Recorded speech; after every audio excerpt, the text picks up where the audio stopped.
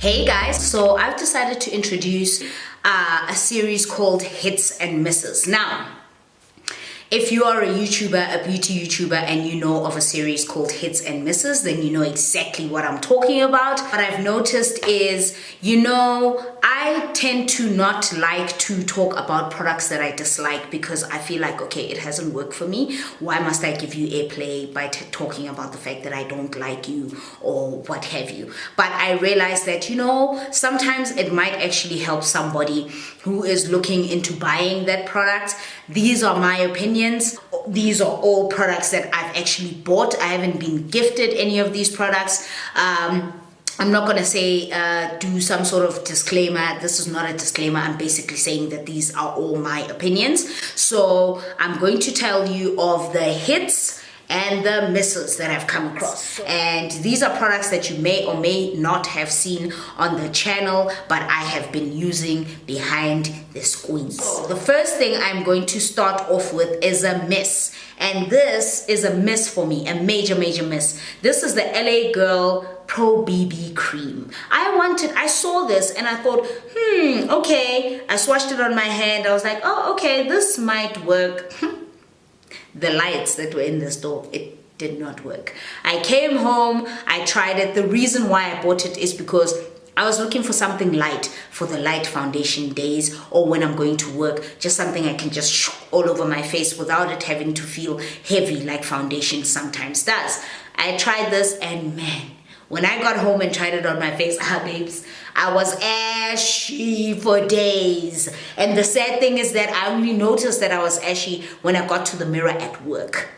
So fortunately, because I carry a makeup bag, I literally covered all of that up with powder and tried to save my face for the rest of the day. But honestly, I tried it 2 or 3 times. It still just gave me the same results. It's very ashy. This is medium deep.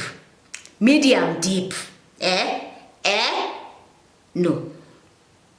Thank you. No. And a hit from LA Girl is the LA Girl Pro Face HD High Definition Matte. This is the powder that I carry with me to work for when I want to blot up and things like that. I really like this powder. It's very soft, it's very fine. I love the fact that you just tap and it does the most. You can make it very full on coverage, or if you just want a light dust in terms of powdering your nose, this has worked so well for me. The color is awesome. It does not make me look ashy in any way. The color literally just blends with the color of my skin, and for me, I was a very big fan of that, unlike the colleague, the BB Cream Hashem. No. Moving on to a miss. This is the Lou Manizer by The Bomb Cosmetics. Shem. Used it twice, never touched it ever since. I think I'm just gonna pass it on to my friend who is of a lighter complexion than me. Basically, she's white.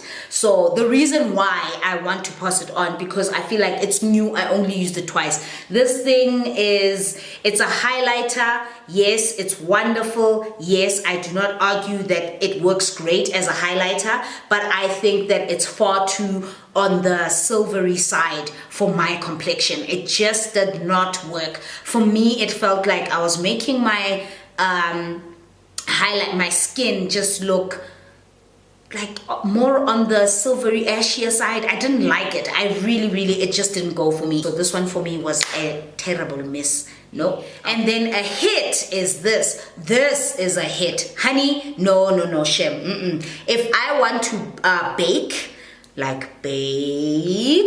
the whole baking process, I love this. Before this, I was using the Sasha Buttercup powder, which is also great, but this one is more on, that one is yellow. This one is more on the orange side. This is the True Color Soft Velvet Finishing Powder in medium. It is beautiful. It's got like an orangey brownie tinge, but is a lot lighter and works so incredibly well for women of color. I just want to see.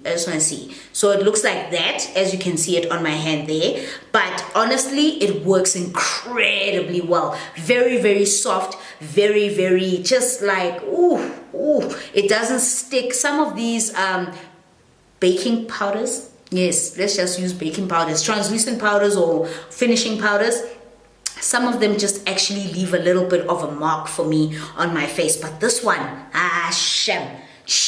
This is from Black Opal and it retails for 230. It is wonderful. And then this might come as a disappointment because I know that some people might really like this foundation. I can't stand it. I'm so sorry, but I can't stand it. This is the MAC Matchmaster foundation. I am not a fan of this foundation at all. Not only am I not a fan of the color, it's odd because yes, the foundation colors for Matchmaster are different than for Studio Fix and Studio Sculpt and not Studio Sculpt, Studio Fix and the other foundations in MAC like your NC50s, whatever. This is 7.0. I tried this. Hashem. Nope, I just felt it was too orange. And not only that, the transferability, the transfer. Nosipo told me about the transfer, but I didn't believe her. I thought, nah. But I gave it some time to actually sit and try it. Nah, Shem, I do not want to wear a foundation and then worry about it staining my clothes and things like that. I'm not about that in that life. I was very, very disappointed by this. A hit from MAC is this. This is the Strobe Cream. I love it. This is the one in gold. This is so awesome to use for your foundation. If you want to mix it in, if you want to give your foundation a really nice soft glow, I love this. Only a little bit of this goes a long way. My goodness, it is just so nice. They don't lie when they talk about the Strobe Cream from MAC. It is so good. And then this is going to come as a shocker, but the MAC X15 Warm Neutrals palette. Yeah, y'all are gonna be shocked. Y'all are gonna be shocked. Let me tell you something. There's 15 colors here. Okay? There's 15 colors. 15. Ne? And out of all the colors in this palette, I only use this one, the shimmery colors. This looks like Gold Deposit. I think this is Gold Deposit. I don't know. The gold one, this one, and that one. Literally 3 colors out of all of this. The reason why is I really don't think MAC shadows are pigmented enough. I know that I might get butchered for saying this, but I really don't think. I think a huge hoo-ha is made about MAC shadows, ne? I think the shiny ones, the shimmery ones work really well. But the matte ones are a struggle to work with. For an eyeshadow palette that costs somewhere between 800 Rand to 1,000 Rand. No, 800 Rand to 1,000 Rand, absolutely not good enough for me to just use 3 colors out of this whole palette. I am so devastated, but I really don't reach for this palette as much as I thought I would. And for me, it's just a miss. It's a miss. And the last hit for me is a palette, and this is this one. This is the Urban Decay.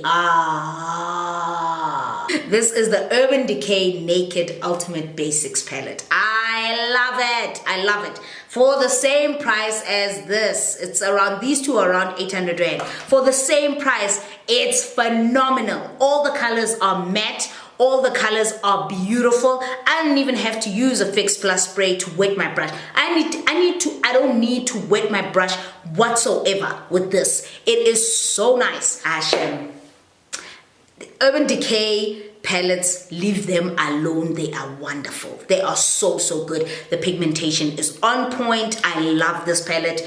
Winning. That's it from me. Those are my hits and my misses. Let me know if you feel the same way as I do about some of these products down below. But other than that, I am gonna go now. I will definitely see you on the next hits and misses.